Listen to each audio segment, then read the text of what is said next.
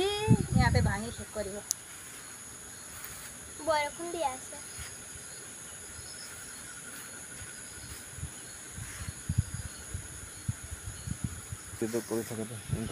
বৰষুণ দিলে জলদি কৰা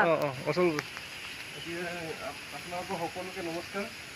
নাম মোৰ পিংকু পেগু মই শিক্ষা পৰিৱেশ শান্তি আৰু একতাৰ উদ্দেশ্যলৈ আপোনালোকৰ কেম্পাছত এনেকৈ বিনামূলীয়াকৈ শিক্ষাদান কৰিছিলোঁ এই ভাইটি আৰু ভণ্টি দুজনী কেনে পালা ভাল লাগিলে নাই কিবা নতুন কথা শিকিছা you have learn good things what you have learn from today's class I learn division আৰু ভৱিষ্যতে তেনেকৈ মানে শিক্ষাদান কৰিম বিনামূলীয়াকৈ ঘৰে ঘৰে এনেকৈ শিক্ষাদান কৰাৰ ব্যৱস্থা কৰিছোঁ মানে মোৰ অভিযানটোৰ নাম হৈছে শিক্ষা পৰিৱেশ শান্তি আৰু একতা লগতে যাৰে ঘৰত মানে শিক্ষাদান কৰিব আহোঁ তাতে গছ পুলি ৰোৱাৰ ব্যৱস্থা কৰিছোঁ আজি আমলখি গছজোপা আপোনালোকৰ কেম্পাছত ৰুই থৈ যাম আপোনাৰ মা আৰু দেউতাৰ নামত যিহেতু দেউতা আৰু মা এখন পৃথিৱীত নাই তেখেতসকলৰ সোঁৱৰণিত স্মৃতিত আত্মাৰ সদগতিত আমি ৰুম ধুনীয়াকৈ প্ৰতিপালন কৰি ডাঙৰ দীঘল কৰিব দেউতাৰ নাম কি আছিলে স্বৰ্গীয় দিল্লীৰাম শৰ্মা আৰু মাৰ নাম স্বৰ্গীয় হিমা দেৱী তেখেতসকলৰ আত্মাৰ সদগতিত যাতে তেখেতসকলে য'তে নাথাকক সুখ শান্তি হৈ ভালদৰে থাকক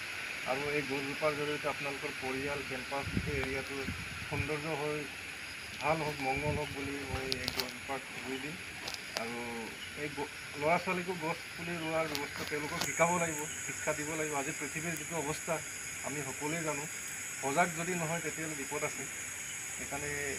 আপোনালোকক বহুত বহুত ধন্যবাদ এনেকুৱা সহায় এনেকুৱা সুযোগ এটা দিয়াৰ কাৰণে আৰু স্পেচিয়েলি বাৰ্থডে হওক যিয়ে হওক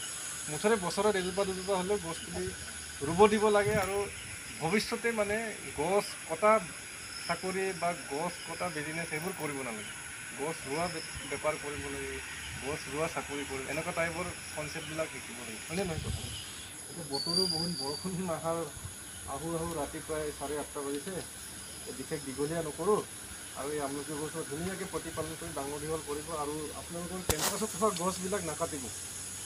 এতিয়া বহুত পৃথিৱীৰ কণ্ডিশ্যন বহুত বেয়া সঁচাকৈ কৈছোঁ মানে আৰু গছ কটাৰ কাৰ্যসূচীত আমি কমপ্লিটলি এতিয়া বন্ধ কৰিব লাগিব য'ত গছ নাই ৰুব লাগিব থকা গছটো কিন্তু ভালদৰে সংৰক্ষণ কৰিব আৰু ভাল মানুহ বনাব তেওঁলোকক ভালকৈ শিক্ষা দিব তেওঁলোকৰ পঢ়া শুনা ভালেই দেখিছোঁ ভাল মানুহ হ'বলৈ চেষ্টা কৰিব দিয়ক আৰু এনেধৰণে সকলোৱে ভালদৰে মিলা প্ৰীতি ওচৰ চুবুৰীয়াৰ লগত মিলি থাকক জাত পাত লৈ কোনো থাকিব নালাগে আৰু ধুনীয়াকৈ ৰুই দিয়ক আৰু তুমিও গছ ৰুবা এতিয়াৰ পৰা ঠিক আছে বাৰ্থডে হ'লে হেৰি হ'ল ঠিক আছে মাটি অলপ অলপ চবে দি দিয়ক তুমিও দি দিয়া ৰাতিপুৱা ধুনীয়াকৈ হেৰি কৰি গছক ভগৱান বুলি মানিব লাগিব আমি প্ৰতিপালন কৰি সকলোৱে তেনেকৈ গছৰ দ্বাৰাহে আমি জীয়াই থাকোঁ গছ নহ'লেতো জীয়াই নাথাকিম ঠিক আছে ভালকৈ প্ৰতিপালন কৰি ডাঙৰ দীঘল কৰিবা হা ঠিক আছে ধন্যবাদ থেংক ইউ